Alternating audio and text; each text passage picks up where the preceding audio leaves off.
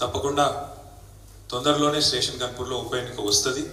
తప్పకుండా అందులో మళ్ళీ తిరిగి రాజయ్య గారి గెలుపుకి ఈరోజు ఒక మొదటి అడుగు పడిందని నేను అనుకుంటాను మనస్ఫూర్తిగా.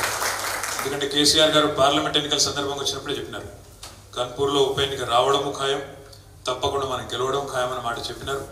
చెప్పిన దానికి అనుగుణంగానే నేను కూడా వ్యక్తిగతంగా అనుకునేది, హైకోర్టులో ఆల్రెడీ తీర్పు రిజర్వ్ చేసి పెట్టుకొని ఉన్నారు, అక్కడ సానుకూల ఫలితం వస్తుందని నేనైతే అనుకుంటా ఉన్నాను. ఎందుకంటే ఆశాభావం ఉంది, తప్పకుండా వస్తుంది.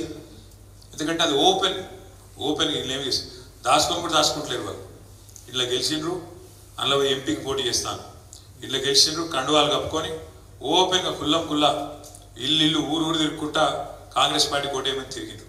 కాబట్టి ఇళ్ళ గెలిచిన వాళ్ళు అవతల పోయి మరి పార్టీ ఫిరాయింపులకు పాల్పడితే చట్టం చాలా క్లియర్గా ఉంది. మే 2023లో సుప్రీంకోర్టుకు సంబంధించిన రాజ్యాంగ ధర్మాసనం కూడా స్పష్టంగా తీర్పిచ్చింది. కాబట్టి తప్పకుండా హైకోర్టులో ఫలితం వస్తుందని నేనైతే ఆశాభావంతో ఉన్నా.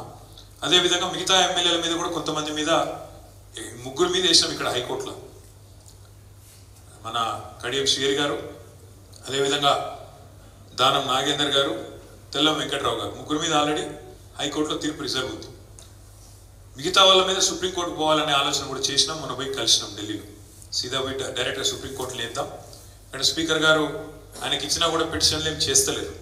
కాబట్టి స్పీకర్ గారు జాప్యం చేస్తున్న విధానం కానీ, స్పీకర్ గారు కావాలని రాజకీయ పక్షపాత వైఖరి ఏదైతే అవలంబిస్తున్నారో వీటన్నిటి మీద అవసరమైతే నేరుగా సుప్రీంకోర్టుకి పోవాలనే నిర్ణయం కూడా తీసుకున్నాం. తప్పకుండా మీరు అది కూడా తొందరలోనే చూస్తారు. అందుకే ఒక మంచి శుభారంభం, స్టేషన్ గన్పూర్లో మంచి నాయకులు ఎవరైతే గతంలో దూరమైనారో తిరిగి రావడం, నాకు తెలిసి అయితే గన్పూర్లో విజయ డంకా మోహించడానికి ఇది మంచి ముందడుగని మనస్ఫూర్తిగా అనుకుంటాను.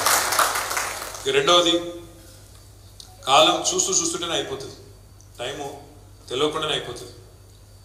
సరే, మనం పోయిన డిసెంబర్లో ఓడిపోయాం.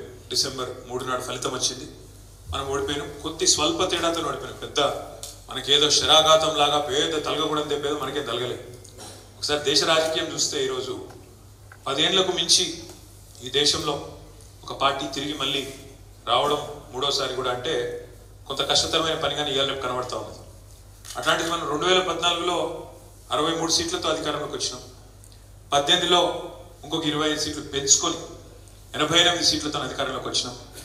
2023లో కూడా నిజంగా చెప్పాలి అంటే మనకు జరిగిన ఓటమి పేద ఓటమి కాదు, 39 సీట్లలో గెలిచినాం. 119లో 39 అంటే 3వ వంతు, 119లో 39. ఒక 14 సీట్లు జర్రలో పోయినాయి. 1100 ఓట్లతో జుక్కలు పోయింది, 1300 ఓట్లతో దేవరకద్ర పోయింది, అట్లా 3000 ఓట్లతో బోధన్ పోయింది, 3000 ఓట్లతో కాగజ్ నగర్ పోయింది, 3000 ఓట్లతోనే ఆదిలాబాద్ పోయింది. అట్లా 5000, 6000 లోపల పోయినాయి 14 సీట్లు ఉన్నాయి. అందులో మనం దెబ్బన సగం గెలిచినా ఇలా కథ వేరే ఉంటుండే. దాని గురించి ఇప్పుడు అనుకోని లాభం లేదు, ఒలికిపోయిన పాల్గొని అయిపోయింది. అయ్యో ఏమో జరిగిపోయిందని మనల్ని కొంతమంది బాధపడ్డారు, కొంతమంది బేజారు.